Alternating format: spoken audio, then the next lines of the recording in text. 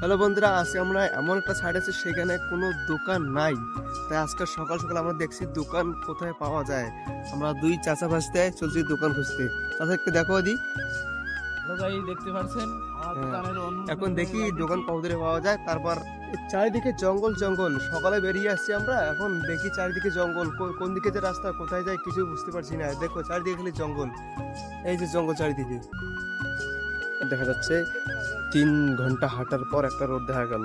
এখন খুঁজবো এখানে দোকান কোথায়। আমরা একটা এমন সাইডে আসছি না জানো, একটা আশেপাশে কোনো দোকান নেই। তাই সকালে বেরিয়ে এসেছি আমরা এখন দোকান খুঁজতে।